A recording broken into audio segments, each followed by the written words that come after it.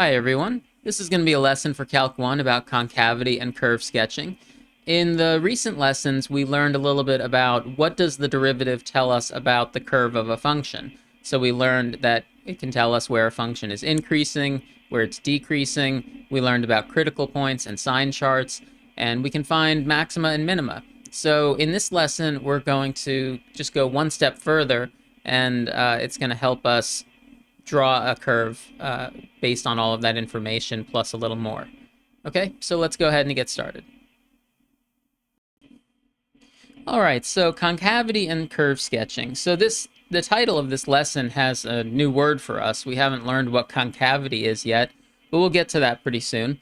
I'd like to remind you of an example function that I think we looked at in either the previous video or the one before that. So recall this example function f of x equals x cubed minus 3x. And I think we looked at this to figure out where it was increasing and where it was decreasing. We did this based on the derivative, which is 3x squared minus 3. We could set that equal to 0. We could find critical points, right? And we could look for intervals of increase, decrease, local maxima, local minima. We can do all that already.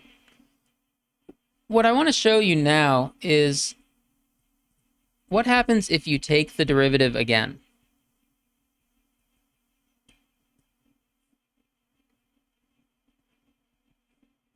Well, it's not very hard to take this derivative. This is going to be 6x. What if we apply the same kind of steps, but we apply them to the second derivative instead of the first? You know, ordinarily we would take the first derivative, set it equal to 0, find x values that satisfy that. Maybe we would put them on a sign chart. We're going to do all of that, but we're going to do that one level deeper. We're going to do that with the second derivative. So we're going to find where f prime of x equals 0.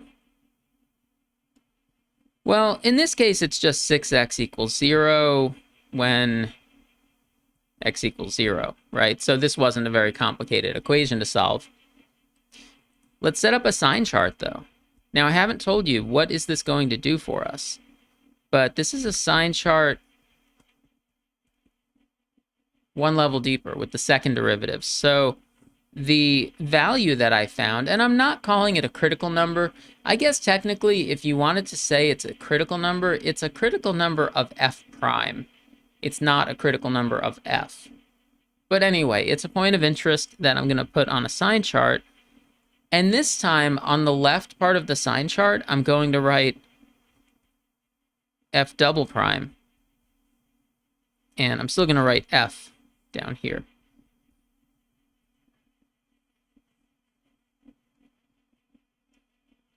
Now, similar to what we did with the first derivative, we're going to check points, because I think that from the sign chart, I can see two intervals. There's the interval to the left of 0 and the interval to the right of 0. So shouldn't we check one point from each interval? Let's check -1 and 1. Those are easiest. Remember, we're checking this on the second derivative, so I'm putting them into this. So actually, it's pretty easy to put numbers into 6x. So this is negative, and this is positive. So let me write negative and positive. But I'm not writing increasing, decreasing, because hold on a second. The derivative told us decreasing or increasing. The second derivative is telling us something new. Okay, let me draw a picture of this. Maybe that'll help. This is going to be a rough sketch, all right? This is not perfect.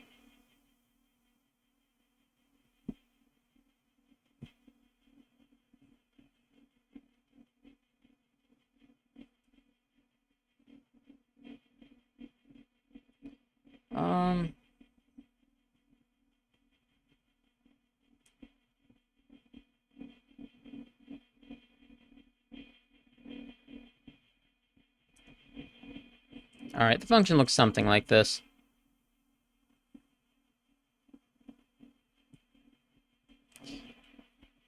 All right, it curves upward. Now, we could find the intervals of increase and decrease. That's something we would do based on the first derivative in a sine chart. What did we find here? Is something special happening at x equals 0? Well, we like to sort of read a function from left to right. So starting from the left, you kind of go upward, right? So you're increasing, increasing, increasing, increasing. Then you go decreasing, decreasing, decreasing, decreasing, decreasing. So as we passed through that point 0, we were still decreasing, like it's decreasing down this slope. You know, you're rolling down this hill.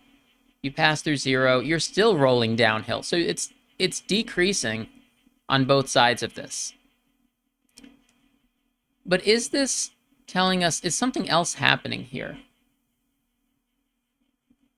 I want you to notice that the curve in this part and the curve in this part, they kind of have a different shape to them.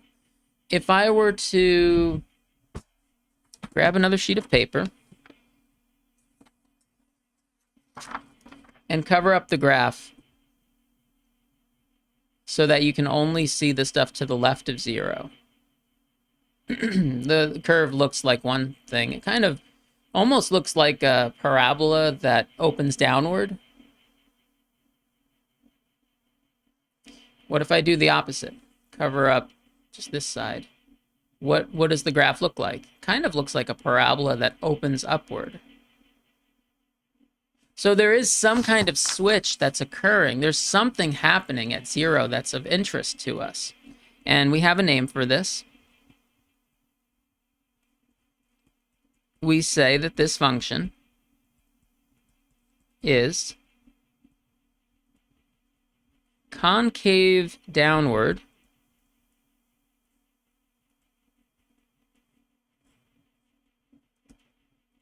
on the interval -infinity to 0. That's where it kind of looked like a parabola that opens downward. And I'm going to write that on the sine chart here. Concave downward. And then the other one is concave upward. Concave upward on the interval 0 to infinity. And we'll put that on the sine chart also. Concave upward. So this is different from increasing and decreasing. It's kind of telling us the way in which the curve is shaped. Is it kind of curving in a downward way or an upward way? But it's not the same as increasing and decreasing. I sort of like the comparison to parabolas that open upward or parabolas that open downward. Of course, this function is not a parabola. This is x cubed, so this is a cubic function, and it does not exactly fit the shape of a parabola, but that's just kind of an analogy, and you know, we're used to the idea of opens upward, opens downward, and now we're saying concave upward, concave downward. At the point 0 where this switch occurred, we say there is an inflection point at x equals 0. So that's the point where the switch occurred. And actually, we say an inflection point when it switches from concave upward to downward, or vice versa, downward to upward, upward to downward, either kind of switch. Overall, we call this concept concavity. We say we are describing the concavity of a function. And when there is a switch in the direction of concavity, from minus to plus or plus to minus, as long as the function is defined at that point, like it has to be a point on the curve, then we say that that is an inflection point. How else, you might say, like, how could you have a switch from downward to upward if the point isn't defined? Well, I guess it could happen if there's like a vertical asymptote or something. So that's why I was throwing that little disclaimer in. As long as the point is defined, it's a part of the curve, and there's a switch from minus to plus or plus to minus, it's called an inflection point. Just like when you look for a local minimum or a local maximum, we can only really call it one of those if it's an actual point on the curve. It has to exist. So, key idea.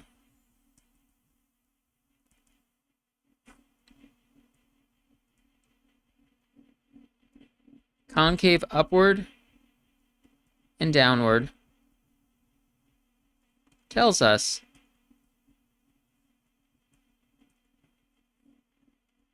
which way the graph curves.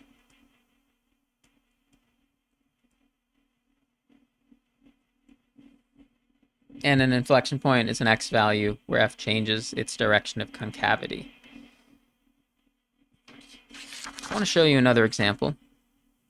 Maybe two little examples to illustrate something.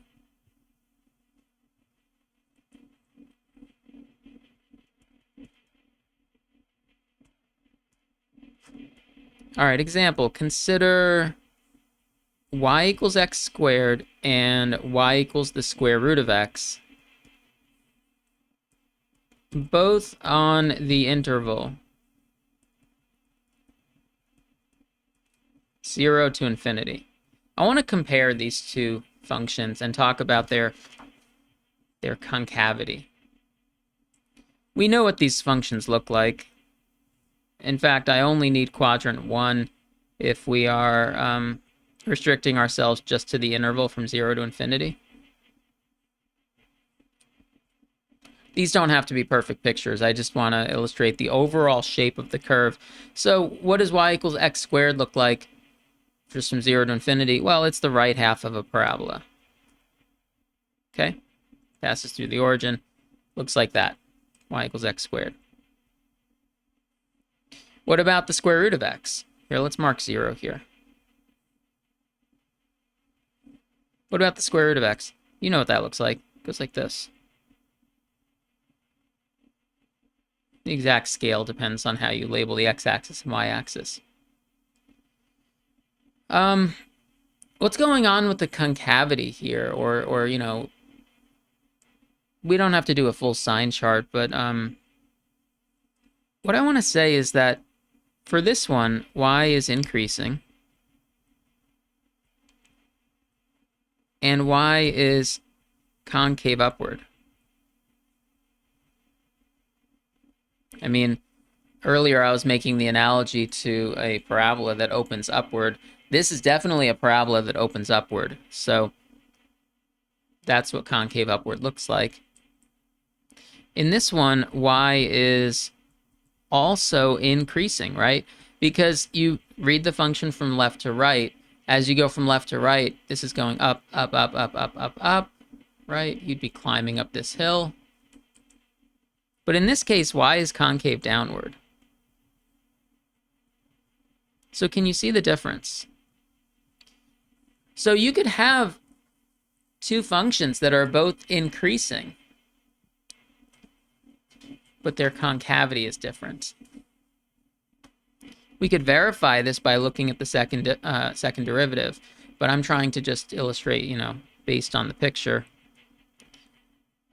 Can you see that this second picture, it's, just to be clear, it's not a parabola, but if you were to try to fit a parabola to this curve as closely as possible, it would have to be a parabola that opens downward, wouldn't it?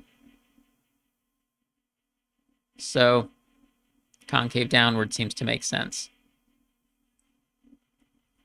We'll do a quick check of the concavity. For this function, y is x squared, so y prime is 2x, so y double prime is 2.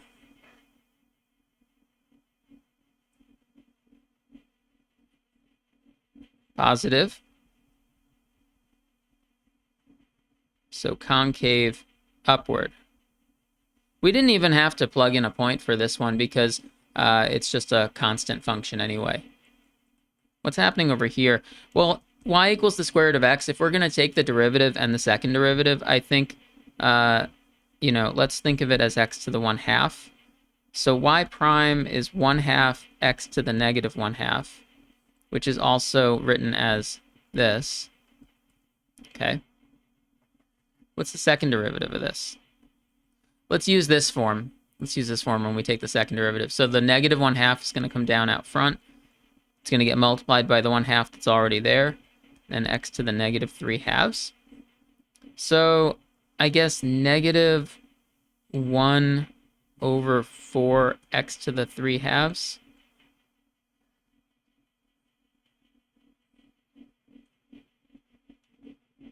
So this is us checking to see if what I said makes sense.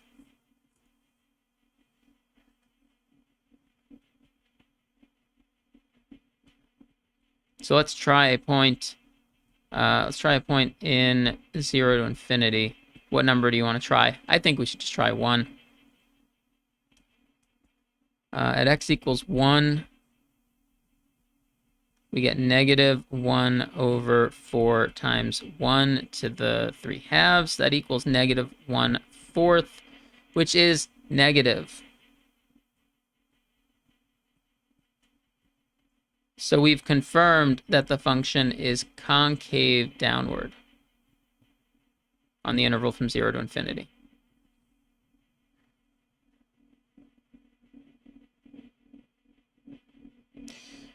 Which is what I said above. I was just showing you that it does check out.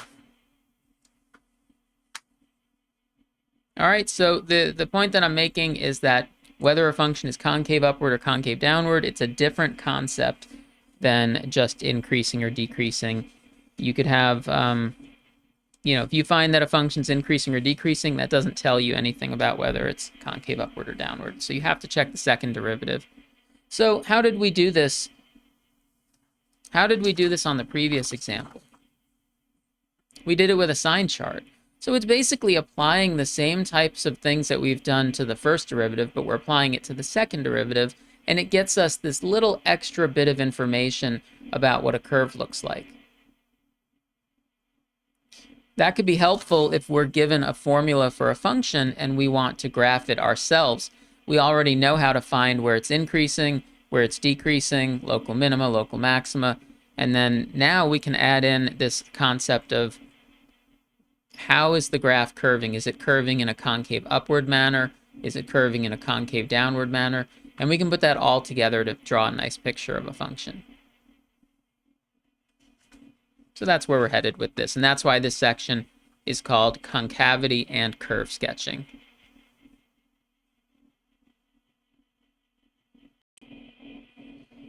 Okay, by the way, before we do another example, I just want to mention that a couple of lessons ago, I mentioned that I printed up, a little handout of definitions from these lessons.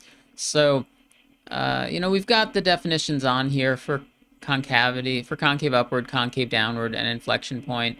And, now that kind of completes our list of definitions from these lessons. So that's in the usual place where I post worksheets.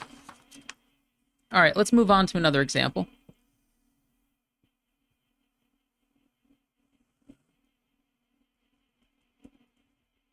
I guess this will be our first full example problem. So given f of x equals x to the 4th minus 4x cubed, first we're going to find local maxima and minima.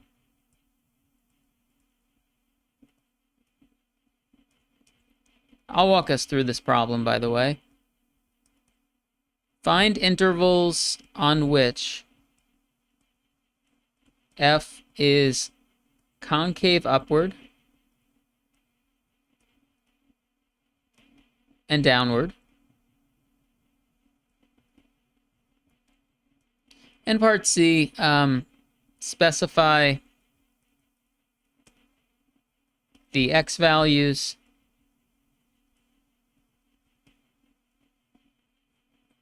of any inflection points. So I'll give you a chance to see all that. All right, so a couple of things to say.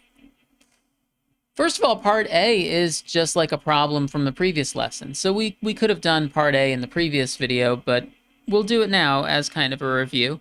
And then part B is the new part where we do the second derivative and the sign chart based on that. And then part C says of any inflection points, there might not be any inflection points. It's kind of like when you look for maxima and minima and there might be some or there might not.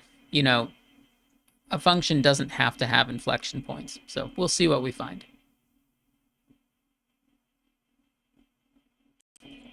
Let's get another sheet of paper here. This is going to take a little bit of space, isn't it? All right, so part A, like I said, is sort of review of what we already know how to do. So part A, let's find the first derivative. So 4x to the third minus 12x squared. And now we want to look for critical points. So we want to look for places where this equals 0 or where this is undefined. You can go ahead and just set it equal to 0 right here and then understand that we're solving for x. So I think something I would do is probably divide all sides, all terms by 4. That's going to make this simpler.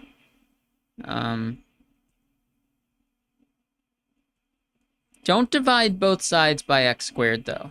Remember, I think we talked about that once. You can factor out x squared. And that helps me see that we get x equals 0, x equals 3. The reason why you don't want to take this equation, this second line here, you don't want to say like, oh, well, both terms involve x. I could just, you know, simplify by dividing both sides by x squared. You don't want to do that because if you do, when you divide by something, you're assuming that it's non-zero. And in fact, you would lose this solution or this critical point if you divided by x squared, so you would only get x equals 3 in that case. But these are the correct critical points. So I'm going to set up a sign chart with 0 and 3. Don't label any other numbers on there because, you know, we just want to say that this kind of divides the real number line into these 3 intervals. I'll write f prime and f, and we'll check points. One from each interval, and we put them into f prime because we're still working on part A of the problem. And there's 3 intervals, right? So we need a number that's to the left of 0. I would pick -1 as probably the easiest thing to plug in. We need a number that's between 0 and 3. I would probably pick 1. And we need a number that's greater than 3. Well, I don't know. We could pick 4. Sometimes another number that's easy to plug into things is 10. Let's try 10. We'll decide if that's good or not. All right, so -1. Oh, I didn't leave myself much space here. So, yeah, 4 times -1 cubed minus 12 times -1 squared. I wind up with a negative number because -1 cubed is -1. -1 squared is +1. So I have -4 minus 12. -4 minus 12 is negative. Over here, 4 times 1 cubed minus 12 times 1 squared. I can tell that that's 4 minus 12, which is negative. Let me show you why it shows 10. On my notes that I'm referring to, I actually used the number 4, but here I just decided to do 10 because, you know, let's just see. It's because we know how to do 10 cubed very quickly. On my page, I had to do 4 cubed, which is not so bad, but that's 1,000. That's 100. See what I got here? 4,000 minus 1,200. I can tell that this is positive. So I don't know. I don't know which one's easier, plugging in 4 or plugging in 10, but the important thing is we picked a number from this interval. We got positive. So actually, we got negative, negative, positive.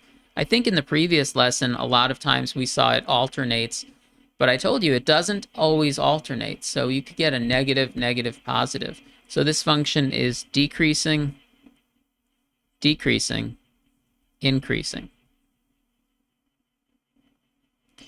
So part A said to find local maxima and minima. We found the intervals where it's increasing and decreasing. So let's say local max. This is going to be any place where the function is increasing and then decreasing, right?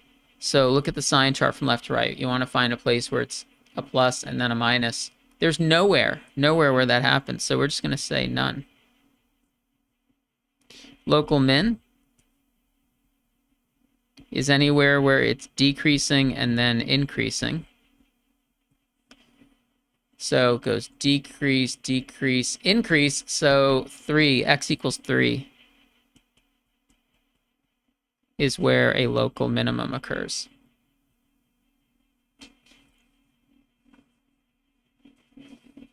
Let's move on to part B.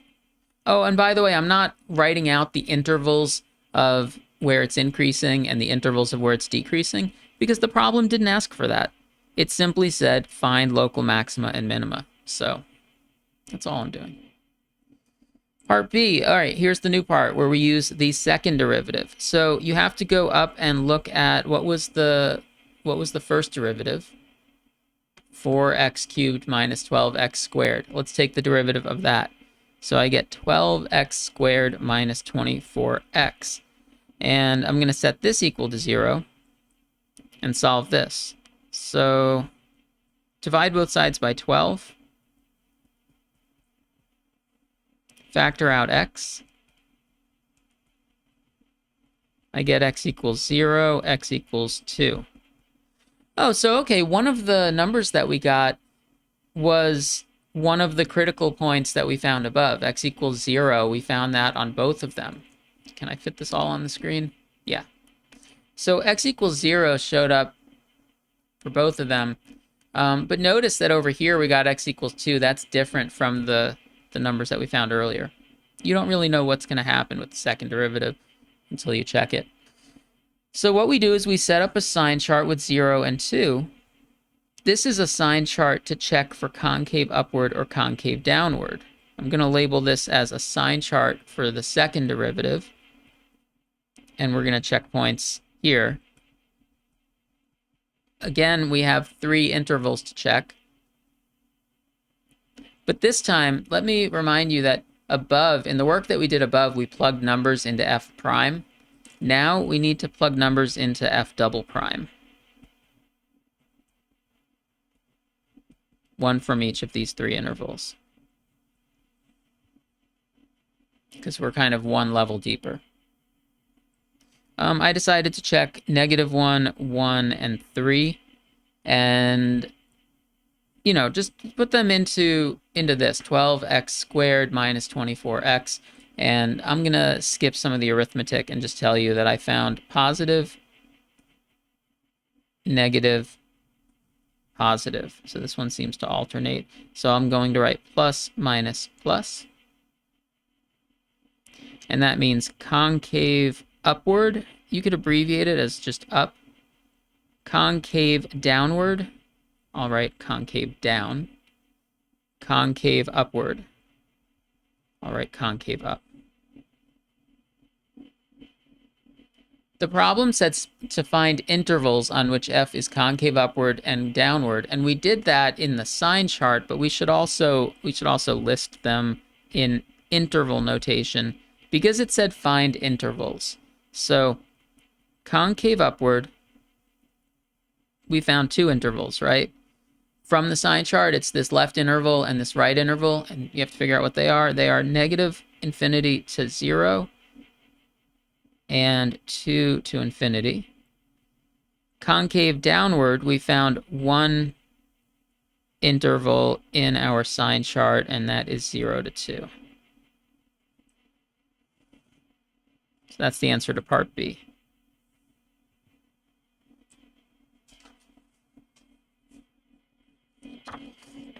One more part to go. Generally, if you find these answers, finding the inflection points is really fast. Part C, we don't really have to do any work. It's just saying specify the x values of any inflection points. So concavity, the direction of concavity, switches at what x values? You can tell from the sign chart that at 0, it switches from plus to minus. At 2, it switches from minus to plus. Both of those are considered inflection points. And that's it for part C.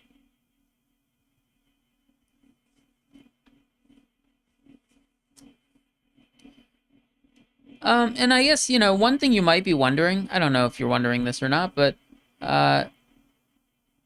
so the first derivative tells us when a function is increasing, decreasing.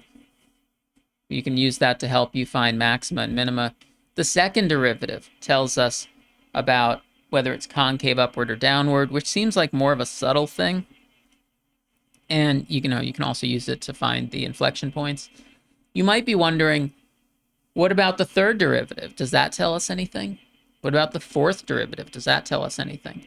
And basically what happens is the further down the list you go, the more derivatives you take, the more subtle the information is. Like, it gives you, the rate of change of the rate of change of the rate of change, right? So it's kind of several steps removed from the original function.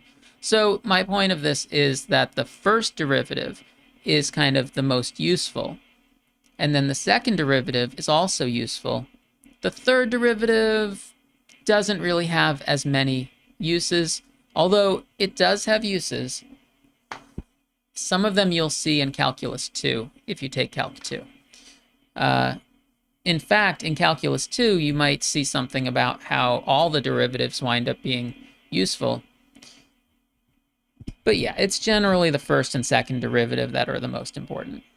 So that's what we're going to be using.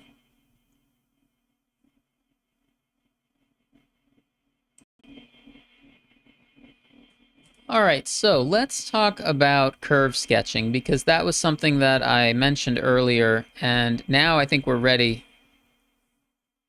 to go for it. So we're going to summarize a curve sketching strategy in which we kind of put together everything we've learned so far. All right, so we'll combine what we know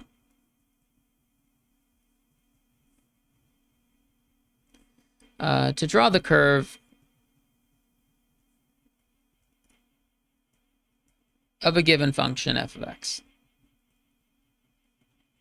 So you're given a formula, you're given f of x equals something, and I'm going to write this as a 4-step process.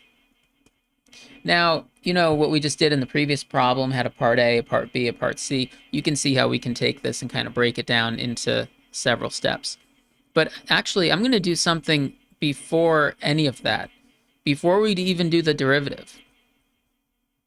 There's something that you know from algebra and pre-calculus. You could analyze the function itself to find the domain, intercepts, and asymptotes,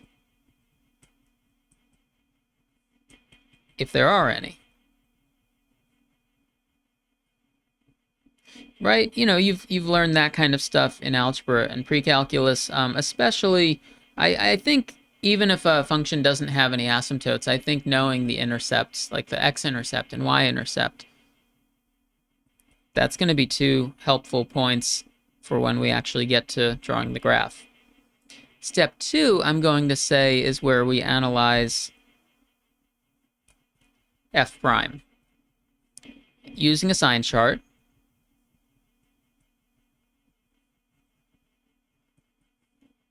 To determine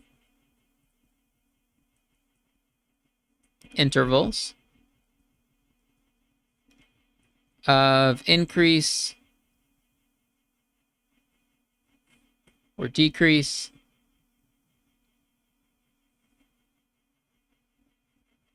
and local max or mins of f. Of course, it means if there are any. So that's basically everything we did in a previous video. Step 3 is going to be where we add in the stuff that we've talked about today, which is you analyze f double prime. Again, using a sign chart, but I'm just going to skip some of that writing, but using another sign chart to determine intervals of concave upward or downward, because that does help us to draw the graph. You know, it helps us, even if you know that a function is, let's say you know a function is increasing. Well, we've seen that a function can increase in a concave upward manner or in a concave downward manner. So finding those intervals is going to help us make an accurate picture. And inflection points. Inflection points are going to help us know where that switches. So inflection points of f. Now, I said this was going to be a 4-step process. Step 4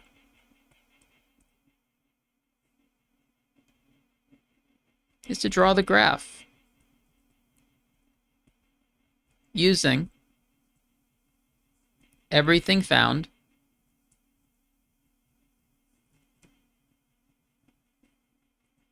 in steps 1 to 3. And plot additional points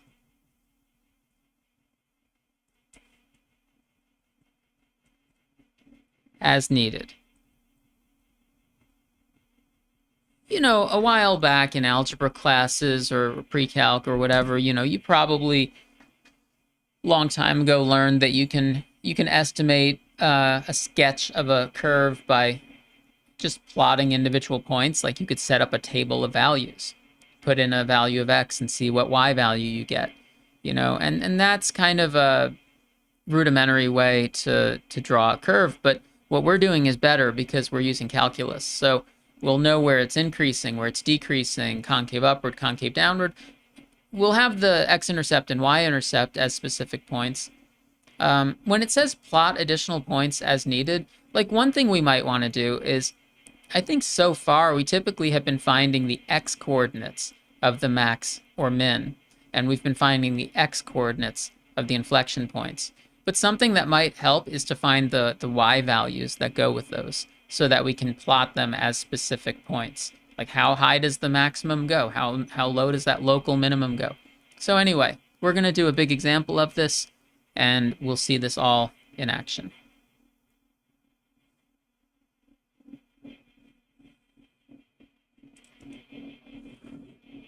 As you do these, you don't have to label step 1, 2, 3, 4. I might do that just for this first problem. You know what? I was gonna use the word sketch, but no, we should say draw. Draw the curve, because we're doing better than just a sketch.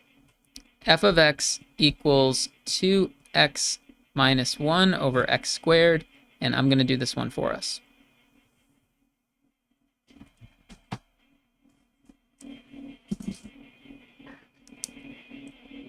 We'll use this 4-step process. Step 1. It suggests that we find the domain, intercept, asymptotes. So step 1, I'm looking at this function and I'm thinking the domain is x not equal to 0, right? Because if x is 0, then we have a 0 in the denominator. That's bad. What about x-intercepts? Where does f of x equal 0? What values of x do you think is going to make that equal 0? Well, the denominator is always positive, so really it's just going to be whenever the numerator is 0. So 2x equals 1, so x equals 1/2. Okay, that's good to know. So when we draw this, when we get to drawing it in step 4, we'll know that it crosses the x-axis at x equals 1/2. How about the y-intercept?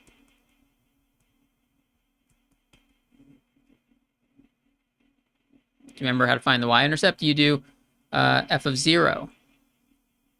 What's f of 0? Well, it's kind of a trick question. There is none. There's no y-intercept because f of 0 does not exist. because we already said that's not in the domain. So this function does not actually cross through the y-axis. Maybe there's going to be a hole there. Maybe there's going to be an asymptote there. It's up to us to figure out which. So asymptotes. Horizontal asymptote. Here, let's like separate each of these items that we're finding. Do you remember how to find horizontal asymptotes? Well, you look at the degree up top and the degree on the bottom, right? So degree of the numerator less than the degree of the denominator. Right, there are three cases. So y equals 0 is a horizontal asymptote. And that comes from previous classes. Here we discuss it in algebra classes, but we also talked about this when we did limits involving infinity earlier in this semester. Still in step 1, check for a vertical asymptote, because this is a rational function, right? It's a polynomial over a polynomial. They sometimes have vertical asymptotes. You look at the roots up top and the roots on the bottom. So I'm going to say the numerator and denominator have no common roots, and the denominator equals 0 when x equals 0. So x equals 0 is a vertical asymptote. You basically check for common roots, that you get like common linear factors that cancel each other out. And then after you've kind of canceled out the common roots, you look for roots of the denominator. And I did find a root of the denominator. That's a vertical asymptote. And we already said that x equals 0 is not in the domain. Well, it turns out that the reason it's not in the domain is because there's a vertical asymptote happening there. I can already start to picture some of this in my head, like what the graph of this might look like. We know the x-intercept. We know there's a vertical asymptote. Let's move on to step 2. So step 2 is where we need the derivative. So let's write the function again. Here's the function. Should we use the quotient rule? What do you think? We need to find f prime. I can think of two ways to do this. You could use the quotient rule, or kind of like we did on some things earlier in the semester, before we knew about the quotient rule, you can break this up. So you can break this up and it might make it easier to differentiate, because this helps me see that this function is equal to 2x to the negative 1 minus x to the negative 2. So that's just a clever little trick, because now I can differentiate this without using the quotient rule. So f prime of x, what's the derivative of this? I guess negative 2x to the negative 2 plus 2x to the negative 3. Well, if we're going to actually plug numbers into this, it would probably be nice to write this in a better form. So that equals this, and that equals this.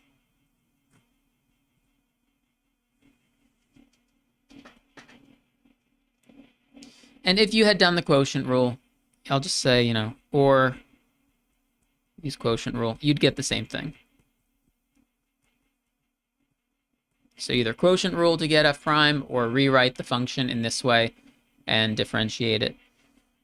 Okay, yeah, so the reason why I got my answer and then I rewrote it in this way is because I was thinking, I know I'm going to wind up setting it equal to 0 and solving. And in this form that I found, it looked kind of awkward, so I got it back into this form. So let's check f prime of x equals 0 when negative 2x plus 2 over x cubed equals 0.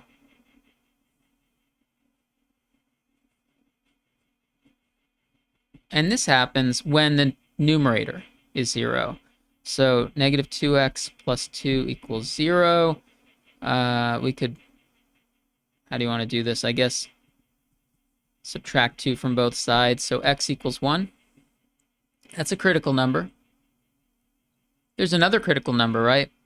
Critical point, critical number. X equals 0 is also 1. How do I know that x equals 0 is 1? When I set this equal to 0 and solved, I found x equals 1.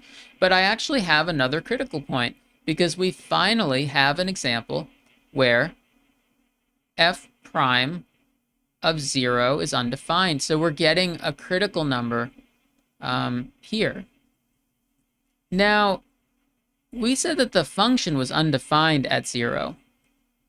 It's still considered to be a critical point. Like, it's still considered a point that we need to investigate because it's a place where the direction of increasing or decreasing might switch. So we still need to check it on our sign chart. So we're going to check points like this. 3 intervals. By now, I trust that you know how to do this, and I'm going to skip the arithmetic. Oh, what should we check in the middle one? I mean, we need something between 0 and 1. Don't pick 0 or 1. It has to be something in between them. Let's just pick 1/2. And then on this one, I checked 2. So I'll tell you what I found was negative, positive, negative. So on my sign chart, I'll write negative, positive, negative, which means the function is decreasing, increasing, decreasing. This seems like it's going to be very helpful when we draw the curve, knowing where it's going downward and where it's going upward, decreasing and increasing. Oh, by the way, local max. You know, look for places where it switches. So this happens at x equals 1 because it switches from increasing to decreasing. Is there a local min? A local min is somewhere where you switch from decreasing to increase. On the sign chart, it looks like there is some place where that happens, 0. However, there is not going to be a local min at 0. Do you know why there's not a local minimum at 0? Because in step 1, we said that 0 is not in the domain of the function, and we said that there's a vertical asymptote at 0. So there can't be a minimum. We're just going to say none. You know, imagine vertical asymptote here. The function doesn't even exist. Here's what I'm going to do. I did this once before, I think. Above the sign chart, I'm just going to make a little picture here of, you know, imagine a curve that's decreasing. Well, it's decreasing, right?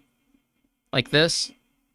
But then it also has to approach the asymptote, so it's probably going to decrease like that. When a function is increasing, it, you know, looks something like this. But it also had to kind of approach the asymptote, didn't it? So it has to kind of come from like this direction.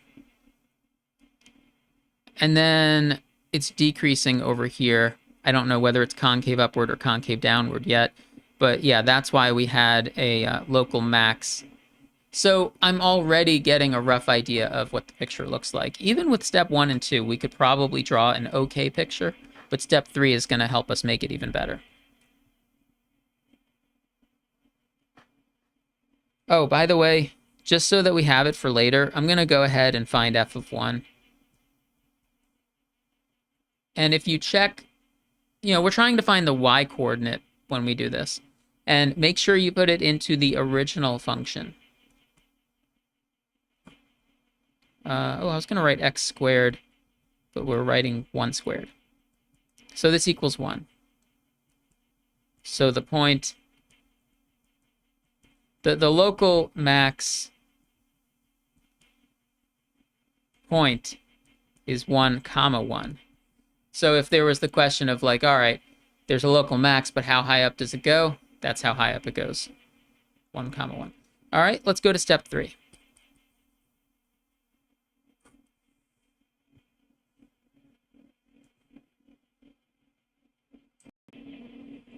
All right, so step 3 tells us that we need to find the second derivative. Let's just remind ourselves what was the first derivative, because I think it's moved off the screen by now. We wrote the first derivative in a couple of different forms, and I'm going to write it in this form because I think this is the one that's going to be easiest for us to differentiate. Okay, so that was the first derivative. And yeah, I'm using that one because then I can say 4x to the negative 3 minus 6x to the negative 4. Again, another option would be to use the quotient rule to get f prime, and then I guess use the quotient rule to get f double prime. I just didn't do it that way. So 4 over x cubed minus 6 over x to the 4th. If we combine that into one fraction, it looks like this. The reason I'm combining it is because we're going to set this equal to 0 and solve, and then we're going to wind up plugging in numbers into it. So I just think having it in this form is going to be more convenient. So we look for places where this is undefined or equal to 0. You could technically call them critical points of f prime. They're not critical points of f. They're one level deeper. So this equals 0 whenever the numerator equals 0. 4x minus 6 equals 0. So 4x equals 6. So x equals 6 over 4, which is 3 over 2. And then, I guess I'll just say f prime of x is undefined when x equals 0. So these are the points of interest that need to go on our sign chart. So put 0 here and 3/2 somewhere to the right of it. And this is a sign chart for f double prime. It's going to tell us, concave upward or concave downward. So we check points in f double prime. So f double prime of something, f double prime of something, one for each of these 3 intervals. Pick a number that's to the left of 0. I picked negative 1. Pick a number that's between 0 and 3/2. I picked 1. And pick a number that's greater than 3/2. I picked 2. Put those into any form of f double prime, but I think that this last one is probably going to be the most convenient. 4x minus 6 over x to the 4th. And I did that, and I'm skipping some of that arithmetic, and I'll tell you that what I found is negative, positive. You could always verify that. So negative, positive on the sign chart looks like negative, plus sign, which means that the function is concave down, and then it's concave down again, and then it's concave upward.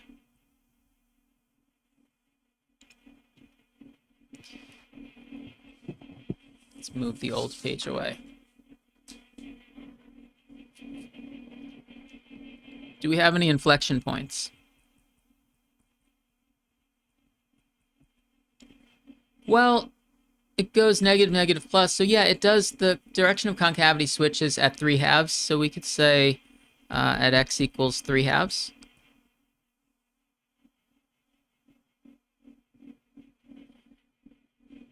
So when we graph this in the next step, we're gonna make special note of that x value and make sure that the concavity switches from downward to upward. And you know what? Maybe we should just go ahead and find the y coordinate of this point also. What is the y coordinate that goes with it? So put this into the original function. You could treat it as 3/2, or you could treat it as 1.5. 1.5.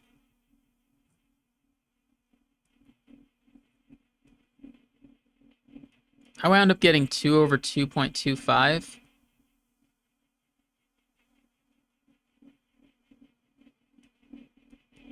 Which simplifies to 8 over 9. All right, so the point is 3/2, comma, 8 over 9. Or you might write it as decimals. You know, even without a calculator, you can figure out that 3 over 2 is 1.5. And when you look at ninths, ninths have kind of a predictable pattern. You might remember that 8 ninths is 0.8 repeating.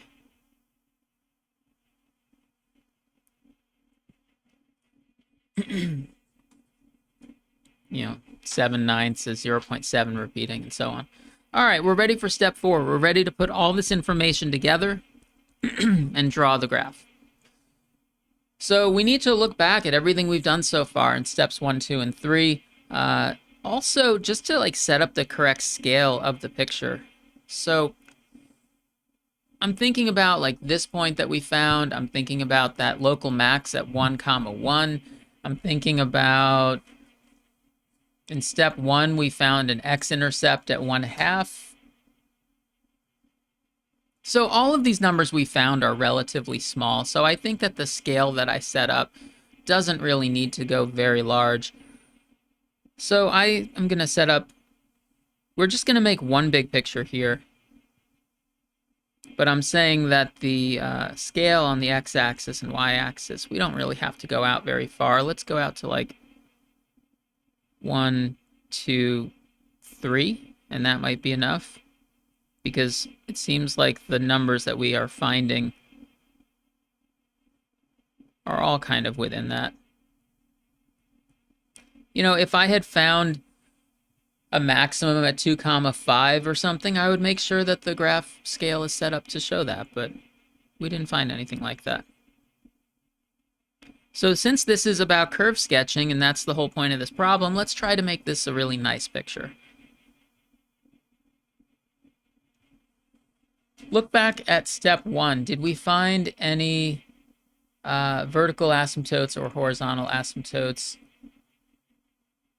Yeah, we found a horizontal asymptote at y equals 0. Remember that? Horizontal asymptote at y equals 0. So that kind of overlaps the x-axis, but we'll try to make it as a dashed line. And we found a vertical asymptote at y equals 0, which we usually write those as dashed lines. We're going to make sure that the curve approaches these but doesn't quite touch them. Well, actually, it's okay to cross through a horizontal asymptote as long as it's approaching it as you head off to the right and left. All right, so let's plot some of the specific points we know. We know from, let's see, step 1, we found an x-intercept of 1/2. So let's put a dot there. From step 2, we found a local max at 1, 1. So let's put a point there. From step 3, we found an inflection point at 3/2, 8 ninths. So maybe we go ahead and put a point there. Here's 3/2, here's about 8 ninths. So those are 3 specific points that we have. Now, we could think about each sort of interval. We could also think back to this sign chart that I made where I kind of like sketched out where I thought what the function was doing. So let's focus on the interval from 0 to 1. From 0 to 1, what's happening? I know that the function is increasing from step 2. And I know that from 0 to 1, it's concave downward from step 3. So I need to be increasing in a concave downward manner. And I need to pass through these 2 points. And I need to approach this asymptote. So let's do all of that. Approach the asymptote, increase in a concave downward shape. Okay, that does all those things that we just said. Let's go, how do these 2 points connect? They don't just connect with a straight line. It's a curve, right? So on this little interval from 1 to 1.5, the function is decreasing. According to our sign chart from step 2, it is decreasing. Well, it makes sense. It has to decrease to get from that point to that point. But from step 3, we can see that it's still concave downward. So decrease. Oh, it's hard to, such a small space here, but decrease in a concave downward way. So this whole thing looks like it opens downward. What happens after that to the right of 1.5? From step 2, from that sign chart, the function is decreasing. From step 3, from that sign chart, the function is concave upward. So we need to decrease concave upward, and we need to approach this asymptote. I'm going to decrease concave upward and approach that asymptote. I actually exaggerated the inflection point here, like the change in concavity from concave upward to concave downward. I made it like look very, very dramatic. But yeah, that's good. What's going on to the left? So to the left of 0, we know the function is decreasing from what we did in step 2. We know it's decreasing. We know it needs to approach this asymptote and this asymptote. So I'm imagining a curve. Oh, and we know that it's concave downward. So I'm imagining just like drawing a curve here that approaches both asymptotes, concave downward, decreasing. But in order to know like how steep is it, or what does it look like, I decided to plot one additional point. Because remember, step 4 said plot additional points as needed. So I found off to the side, I thought it might help me make the picture more accurate if I find out what's happening at x equals -1. Like how high up or low down is it at -1? So what have we got here? Original function, 2 times -1 minus 1 over -1 squared. 2 times -1 minus 1 is -3. -3 over +1 is -3. So the point of this is that we have a point at -1, -3. Here it is. Oh, I'm actually wishing that I had set up kind of a bigger scale, because it's going to go off the bottom of my page. Well, what we need to try to do is approach this asymptote and approach this asymptote and cross through that point. We're going downward, cross through that point, and we'll say that's good enough. It's approaching this asymptote. Yeah, that's good. Here, I'll extend this asymptote off a little bit like that. Good. And what we drew is a good picture of the function. That's the answer to the problem. It takes into account all the information we found in the previous steps. You could go back to previous steps and double check. Am I increasing in the correct places? Am I decreasing in the correct places? X-intercept. There's no Y-intercept. Everything checks out. So a problem like this takes a long time because it's sort of combining things that we learned across 3 different lessons, I think, right? So it makes sense that there's a lot to it. So you could get a problem that says, draw the graph of a function, and you go through all these steps. Or you could get a problem that breaks it up into pieces for you, like part A, find this, part B, find this, part C, find this, part D, graph the function, Or you could get a problem that just asks you for some of it. Maybe it doesn't ask you to find everything. Maybe just asks you to find concavity or something. Or there could even be a problem where you're given a graph and maybe it asks you questions about it. Is the graph, based on the picture, where is it increasing? Where is it decreasing? Where's the local maxima? Where's the local minima? Where's it concave upward? Where is it concave downward? Where does it look like there's an inflection point? You can tell from this picture there's an inflection point here if you understand what concave downward means and what concave upward looks like. All right, so we spent a lot of time on that problem, but I hope it was helpful.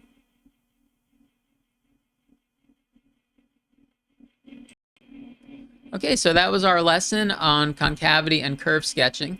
Like I said, the problems kind of take a while, so we didn't really do a ton of them, but you can find some more practice problems and do the homework, and yeah, we'll see some of these in the homework and worksheets and things like that.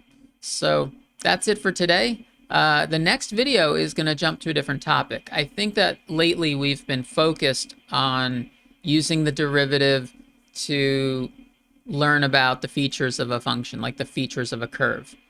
And we had 2 or 3 videos that were all about that broader topic of leading to curve sketching. But really, in a broader sense, what we've been trying to do at this point in the course is learn applications of the derivative. Just what can the derivative do for us?